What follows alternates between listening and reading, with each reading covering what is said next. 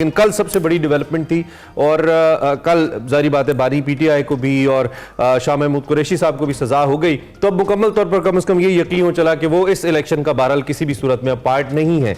ऐसा लगता है क्योंकि इलेक्शन में महज 7 दिन बाकी हैं। एक तो आप इस फैसले का इम्पैक्ट क्या देखते हैं और इस फैसले का इम्पैक्ट बिलखुसूस पोस्ट इलेक्शन क्या देखते हैं? जब इलेक्शन हो जाए, रिजल्ट आ जाए, चाहे जिसके भी हक में आए, आप इस फैसले का इम्पैक्ट क्या देखते हैं?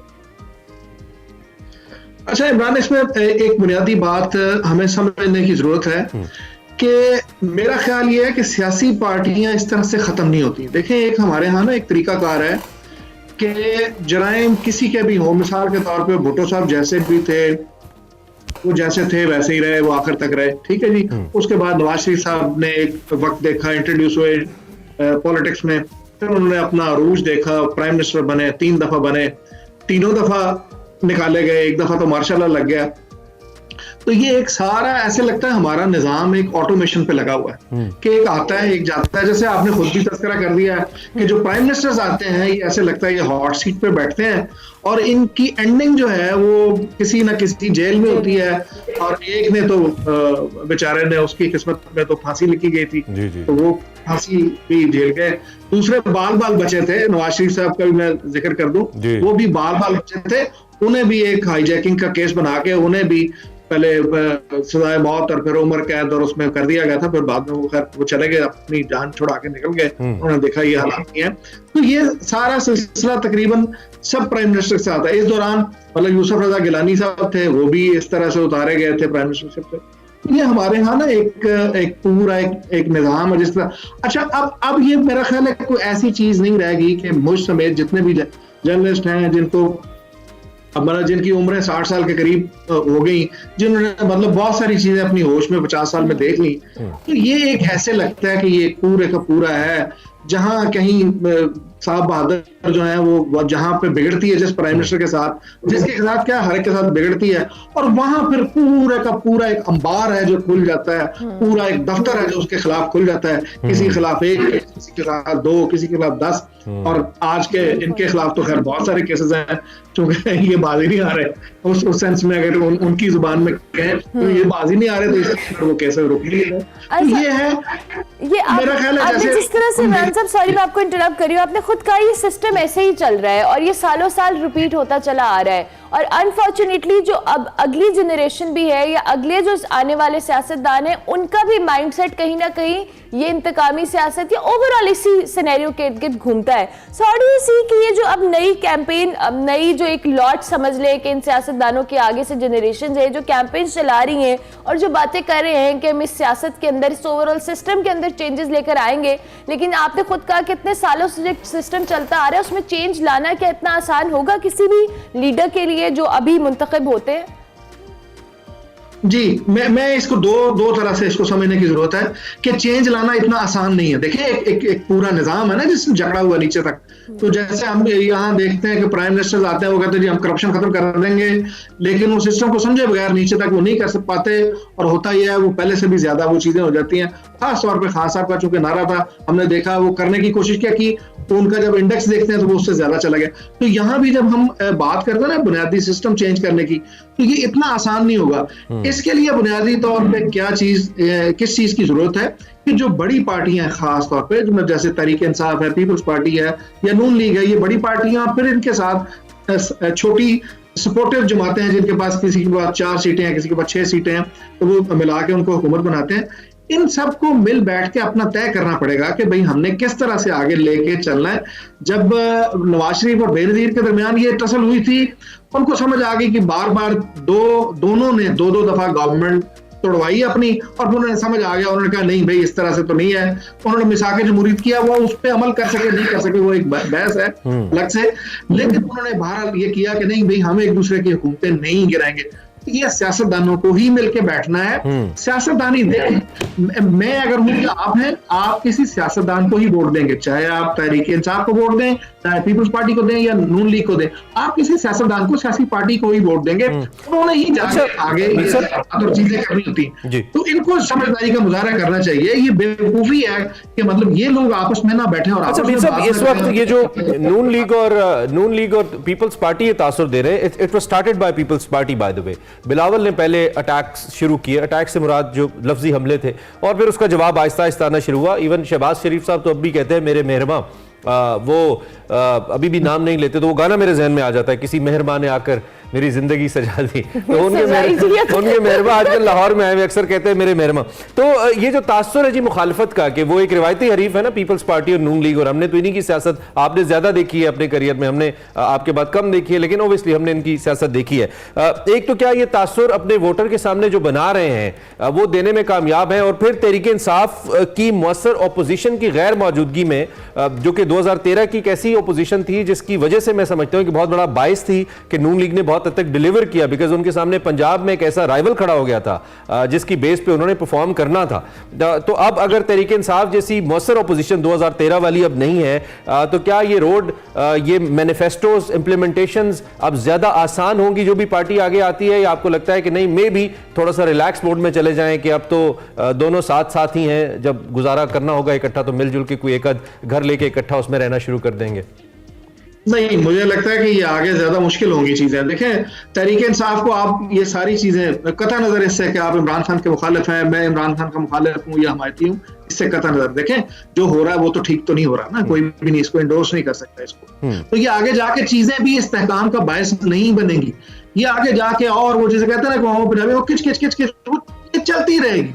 ये ऐसा शोर शराबा ये चलता रहेगा, आप इलेक्शन से बाहर कर देंगे, आजाद की शक्ल में जैसे लेके आए उनको मिसाल के तौर पे, उनको कॉम्प्रोमाइज भी कर लेंगे, क्योंकि फिर भी ऐसे लगता है कि ये चीजें नहीं रहेंगी। क्योंकि इमरान खान के पीछे जो मैं पहले से ये कहता रहा हूँ इनके जेल जाने से पहले भी, इमरान खान की एक ही स्ट्रेंथ है, वो है उसका लोगों में पॉपुलर होना। जितना मर्जी आप बहसें कर रहे हैं, सारी चीजें कर लें, इन सारी चीजों का अगर वो अनपॉपुलर होते, मैं आपको गारंटी करता हूं कि ये चीजों की जरूरत नहीं थी, उनको जेल में डालने की जरूरत नहीं थी, उनको इलेक्शन से बाहर करने की जरूरत नहीं थी, उनसे इलेक्शन उनका निशान लेने की जरूरत नहीं थी, उनके साथ ये उनकी सारी लीडरशिप अंदर है सारी। तो इसका मतलब ये है कि एक बंदा तो पॉपुलर तो है, जब हम जमहूर की बात करते हैं तो उसमें तो है, तो वो तो रहेगा ये। हाँ, एक दूसरी बात है कि दूसरी नजर से देखें तो उन्होंने अपनी सियासत में बहुत ज्यादा ब्लंडर्स किए हैं, बहुत सारी गलतियां की हैं इस तरह की, और ऐसी गलतियां की हैं कि जिसका खमियाजा जिसे कहते हैं वो टेक्निकलिटीज ऐसी होती हैं, ये सारे केसेस कराए जाते हैं, जाहिर है कुछ ना कुछ ऐसी चीजें होती है इसकी बुनियाद। लेकिन मैं उसकी कहता हूँ कि इसका मोटिव वही है, जब आपकी किसी जगह से नाराजगी हो जाती है जिस कैंप के साथ, तो फिर ये सारी चीजें खुल जाती हैं आपके ऊपर, मनी लॉन्ड्रिंग के केस भी खुल जाएंगे, फिर जनाब वो पकड़ के जैसे देखा हमने डार साहब से भी स्टेटमेंट आ जाएगी, वो सारी चीजें आ जाएंगी, सारे अखबार में ये सारी चीजें हम देख चुके हैं। जहां तक रही बात आपने कहा पीपल्स पार्टी और नून लीग की, तो क्या आपने किसी की भी सियासत में तो असूली बात देखी, तो सियासी देखी असूल की बात? नहीं, बिल्कुल भी नहीं। जहां इकट्ठे होने की बारी आई, ये अभी हमारे कुछ अर्सा पहले ही 16 माह की इनकी गवर्नमेंट। एक तो टेक्निकली थोड़ा सा आपका शॉट इमरान साहब, हमें थोड़ा सा आपका शॉट हमें थोड़ा सा ठीक नहीं मिल रहा, थोड़ा सा अपना हेडरूम अगर काइंडली आप फिक्स कर लीजिएगा, बढ़ा लीजिएगा। ये हमारे मीडिया की टर्म में हम हेडरूम बोलते हैं, व्यूअर्स को शायद समझना है। और दूसरा you have a question? Yes, I have a question. अच्छा, इमरान साहब ने खुद कहा कि मेरा अगला सवाल भी इससे रिलेटेड है कि अभी ये वही दो जमातें हैं जिन्होंने 16 माह की हुकूमत की है और साथ मिलकर इन्होंने डिलीवर करने की कोशिश की, तब सब अच्छा था, सब अच्छे की पिक्चर दी जा रही थी। अब जाहिर है एक दूसरे के ऑपोजिट तो है, ऑपोजिशन मतलब एक दूसरे को अपोज तो करना है इन कैंपेन्स के अंदर, लेकिन जिस तरह से कल जरदारी साहब ने कहा है कि ये बहुत मगरूर जमात है, हम इनके साथ चल ही नहीं सकते, हम दीगर पार्टियों के साथ कोलैबोरेट कर सकते हैं बट नून लीग के साथ नहीं कर सकते। ये जो बिल्कुल ही ना वाला मामला है, आपको लगता है कि आगे जाके इस पे कायम रहना आसान होगा पीपल्स पार्टी के लिए? बिल्कुल भी नहीं होगा। आप देखिएगा ये सारे मिलके बैठे होंगे, ये आपस में शेयर, असल में इस वक्त देखें लोगों को ऐसे झांसा देना है ना, नहीं ये मगरूर वैसे मीर साहब क्यों कहा है, फोन नहीं उठाते मियां साहब, उनके व्हाट्सएप का जवाब नहीं देते, उनकी पोस्ट को लाइक नहीं करते, हमारे यहाँ तो ये वाले मसाइल होते हैं। क्या मगरूर क्यों कहा है उन्होंने? रीशेयर नहीं करते। रीशेयर नहीं करते। हाँ, वो असल में कुछ चीजों में वो आके कहते हैं कि जी शायद उस तरह से शेयर नहीं मिलता ना जिस तरह से ये अच्छा है। असल में सारे झगड़ा देखें, ये शेयर लेने का ही झगड़ा है। मतलब इख्तिदार में हर बंदा, हर पार्टी के असूलों की सियासत तो है Share of नहीं। power, ये सारे अपने अपने इस वक्त ये एक्सट्रीम व्यूज इस तरह से लेंगे, ऐसे लगेगा कि जैसे बस ये जो है ना असूलों की सियासत पे बस इन पे खत्म है। और ये सारा शेयरिंग लेने की, और जाहिर है फिर कुछ कॉर्नर्स ऐसे भी हैं जहां से हम देखते हैं उनके बिलावल साहब के खिताब में अगर देखते हैं हम, तो वो ऐसे लगता है, मुझे तो ऐसे लगता है कम से कम, कि वो किसी एक कैंप को मुखातब कर रहे हैं कि जनाब अब मेरी बारी है, मैं नौजवान हूँ, मुझे मौका दिया जाए। जहां आपने 3 बारी उसको मौका दे दिया, जहां 1 बारी उसको मौका दे दिया, तो मुझे भी आजमाया जाए। तो वो ऐसे लगता है वो किसी जगह पर दरखास्त कर रहे हैं कि जनाब मुझे भी कोई जरा मेरा शेयर बढ़ाए। शेयर बढ़ाए। अच्छा चले, अब फाइनली वो एक छोटा सा तबका है हमारे मुल्क में, 25 करोड़ सिर्फ अवाम, उनकी भी एक बात कर लेते हैं, क्योंकि ये तो हम 3-4 शख्सियात की बात किए जा रहे हैं। कहीं नहीं है वैसे। जी ठीक कह रहे हैं, ऐसी है। कौन सी ऐसी पार्टी है आपके ख्याल में इन मैनिफेस्टोज जो इमरान मीर साहब दे रहे हैं, मैं ये नहीं कहूंगा किसका मैनिफेस्टो अच्छा है किसका बुरा है, सीइंग द पास्ट परफॉर्मेंस, आपको कौन सी पार्टी ऐसी लगती है जो कि कुछ हद तक डिलीवर कर सकती है एज पर देयर मैनिफेस्टो, जिसका जो भी मैनिफेस्टो? अच्छा, उसमें चूंकि ये बड़ा है क्रिटिकल सा क्वेश्चन है, शायद वो किसी को अच्छा लगे किसी को बुरा लगे।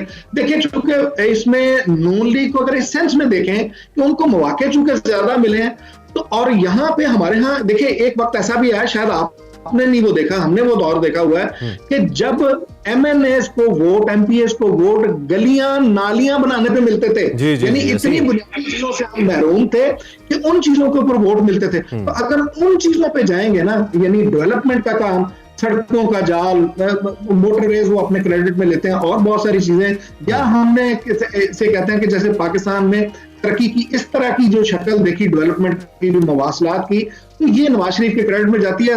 जाहिर है उनको इससे वो उनका क्रेडिट तो नहीं लिया जा सकता ना इससे। तो ये जो उनको ज्यादा मौके मिले वो 85 से ऑनवर्ड वो इसमें है, और एक्टिवली जब जमाती इंतखाबात हुए थे तो उसमें से 88 में वो पॉलिटिक्स में, 88 में वो वज़ीर आला पंजाब बने, फिर 90 में वो प्राइम मिनिस्टर बने। वो शॉर्ट टेन्योर्स थे, सारे 2-2-2.5 साल के थे, लेकिन इनको चूंकि मौके मिले तो इन्होंने ये वाला काम जो है वो काफी सारा किया, जिसकी बुनियाद पे जाहिर कह सकते हैं तहरीक इंसाफ चूंकि पहली बार ही आई है, उसको ऑब्वियसली उन पर तनकीद भी इसीलिए होती है। दूसरा नुक्ता नजर भी यही है कि बातें बहुत बड़ी कर दी, इन्होंने जो स्टेटस था बहुत बड़ा रख दिया, लेकिन वो उस तरह से टाइम कम है। कल मैं एक फॉर्मर जल साहब हैं, आई वांट ओबियसली सोशल पे उनका इंटरव्यू था, तो मैंने उनको सुना, लेकिन उसमें बातें कुछ बड़ी क्रिटिकल थी, जिसमें one of his analysis was के हो सकता है ये जो निज़ाम आने जा रहा है, ये जो हुकूमत आने जा रही है, ये भी कोई बहुत लंबे अरसे तक ना चले।